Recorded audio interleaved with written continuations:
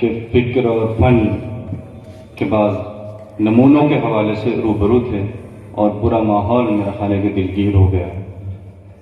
مولانا کے بعد میں استاد گرامی قدر جناب مولانا نسیم زید اصلاحی صاحب سے بصد ادب گزارش کروں گا کہ مائک پر تشریف لے آئیں اور مرزا اطہر ضیاء مدرسۃ الاصلاح کی ادبی روایت اور مرزا اطہر ضیاء جو بہت ہی اہم اور ایک دلچسپ موضوع ہے ہم سب کے لیے، میں مولانا سے گزارش کروں گا کہ تشریف لائیں اور اپنے اس موضوع پر یہ اظہار خیال فرمائیں۔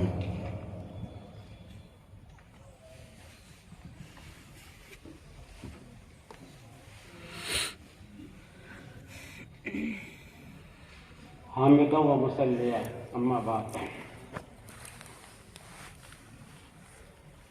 صدر محترم اور حاضرین کرام،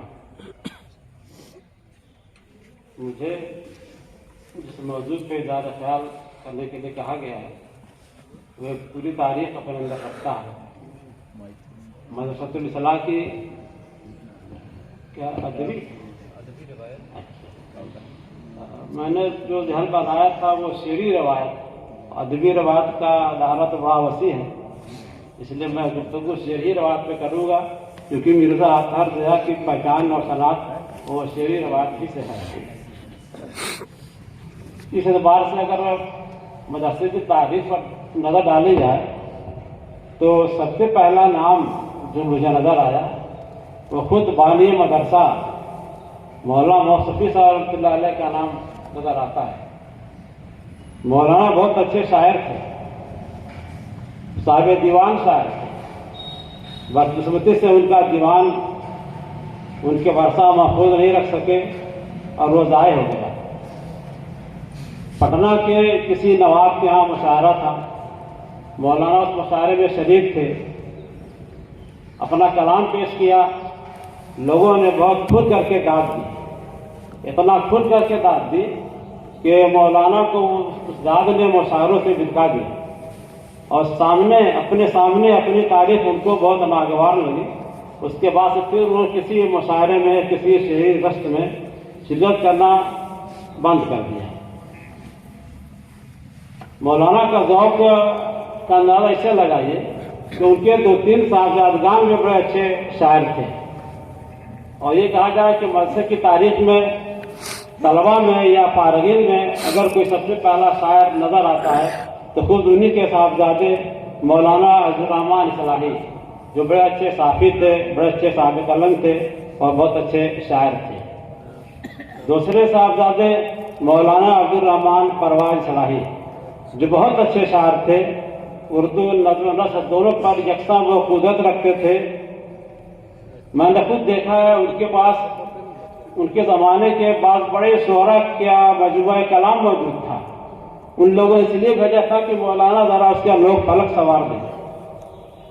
اعظم گڑھ میں ایک حکیم عبدالباقی نامی صاحب تھے، میں ان کے یہاں بیٹھا ہوا تھا، عصر بعد کا وقت تھا، مولانا پرویز صاحب تشریف لائے اور ایک تھیلا ان کے سامنے حکیم عبدالباقی نامی صاحب کے سامنے رکھا اور جھلا کر کے کہا، یہ دیکھیے اتنا بڑا تمہارا شاعر ہے، اس کے اشعار پہ میں کیا کروں، ایک شعر مجھے سمجھ میں نہیں آتا ہے، آپ ہی کو سمجھ میں آئے تو آپ درست کر دیجیے، اور یہ پورا دیوان پورا مجموعہ ہی رد کر دینے کے قابل ہے۔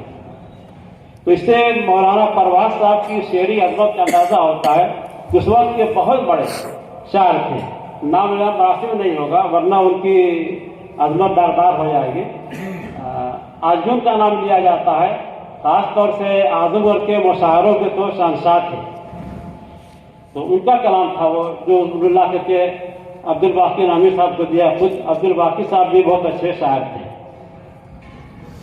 اس کے بعد مجھے جو نام ملتا ہے مولانا قمر الدین اصلاحی صاحب کا، بہت اچھے شاعر تھے، بارہا یہاں آئے، طلبا سے خطاب کیا، اپنے اشعار سنائے، ان کا بھی مجموعہ کلام ہے، ابھی شائع نہیں ہوا ہے، امید ہے کہ شائع ہوگا۔ اس کے بعد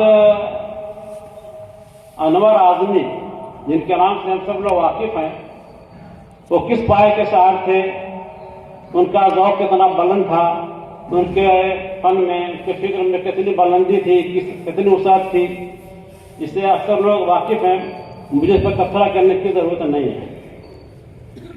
अनवर आज़मी के बाद जो नाम जिस नाम पे मेरी नज़र टिकती है वो कौसर आज़मी। मौलाना कौसर आज़मी हमारे मदरसे के नायब नाज़िम भी एक मुद्दत तक रहे हैं। बहुत अच्छे शायर थे, बरजस्ता शायरी करते थे, उर्दू में फारसी में दोनों में वो शायरी करते थे। और मेरे तालिब इल्म भी वो नायब नाज़िम बने थे। जब वो नायब नाज़िम बने तो 2-1 साल के अंदर उन्होंने शायरी की ऐसी फिजा यहाँ परवान चढ़ा दी, ऐसी रूह फूंक दी कि हर तालिब इल्म शेर कहने लगा था। 2-3 नाम मुझे याद है, अयाज इस्लाही, मुमताज इस्लाही, मौलाना उमर सलम साहब भी उसी में शामिल हैं। मैंने भी कुछ अशार उस जमाने में कहे।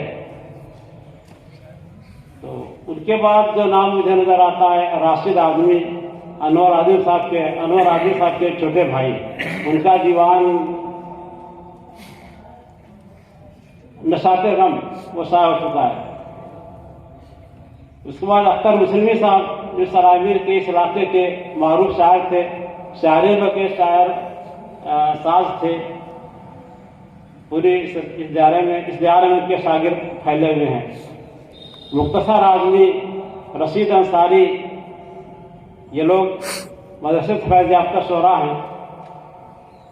और इसके बाद जो नाम मुझे नजर आता है स्टेज पर बैठे हमारे मोहतरम नाज़िम साहब, अभी अच्छी शायरी कर लेते हैं, बहुत अच्छे शायर हैं।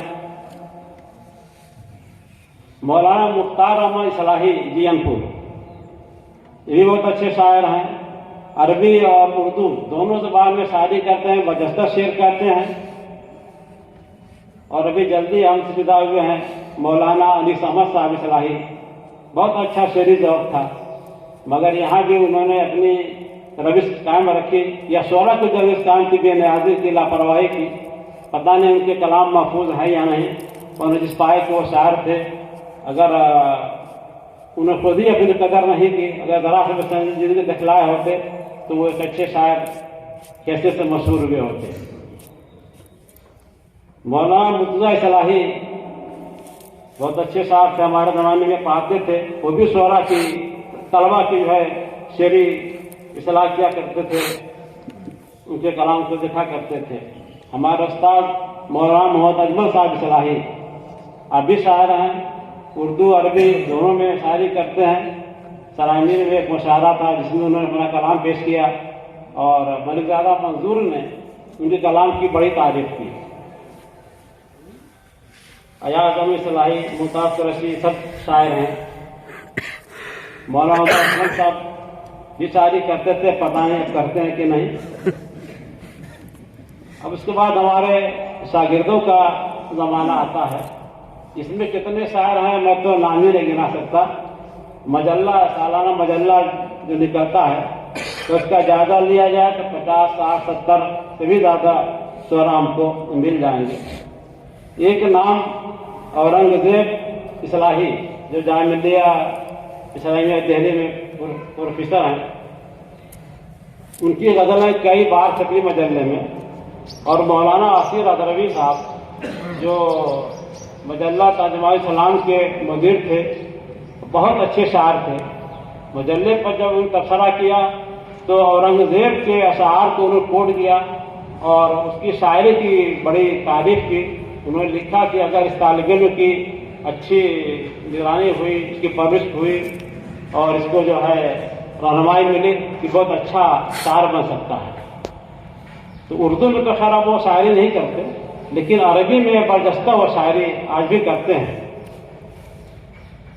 और मजल्ला सालाना तो देखा जाए तो बहुत से तलबा हमारे इस तरह से मिल जाएंगे। कोई साहिब दीवान हुआ है कि नहीं मुझे तो नहीं पता, लेकिन एक शागिर्द हमारा हुआ, ज़या आज़मी, मौजे खामा, उनके उसका शेर मजमुआ है, बहुत अच्छा मजमुआ है। उसके बाद मैं सोचता था काश कोई और हमारा शागिर्द होता जिसका मजमुआ इस तरीके से सामने आता। उसके बाद अतहर ज़या का नाम सामने आना शुरू हुआ। वो शायर कैसे से नहीं, बल्कि जब वो बीमार पड़े तो उनकी बीमारी कैसे से उनका जिक्र आता था और फिर उनकी शायरी का भी जिक्र होता था। तो एक पूरा पस मंजर है जो मैंने अभी बताया। ये तो चंद इतजारों कुछ नाम मेरे ध्यान में आ गए जो मैंने अभी यही नोट कर लिया। अभी और भी बहुत सारे नाम हो सकते हैं। ये पूरी कहकशा है हमारे शुअरा की, और इस कहकशा का एक नहायत ही रोशन सितारा थे हमारे क्या नाम मिर्जा अतहर रज़ा। सारी जिंदगी में तो यकीनन मौलाना उमर साहब की बिल्कुल बात सही है कि अंदाजा नहीं होता था कि आदमी क्या बनेगा, कैसा बनेगा। मेरे साथ उसका मामला थोड़ा सा उतनी खामोशी का नहीं था जैसा मौलाना ने बयान किया। मेरा तो बहुत चुलबुला लड़का लगता था, शरारतें करता था, लेकिन कभी उसने बदतमीजी नहीं की, गुस्ताखी नहीं की, लेकिन चुलबुलापन उसके अंदर बहुत ज्यादा था। और वही जब डांटिए तो मुस्कुरा करके सारा गुस्सा ठंडा कर देता था। अब उसकी वो मुस्कुराहट अब जब इसकी शक्ल में नजर आई, मुझे फख्र है कि मेरा एक ऐसा भी शागिर्द था जो वाकई राज था, और ये राज खुला उसकी वफात के बाद। अल्लाह ताला उस कब्रों को नूर से भर दे। वस्सलाम।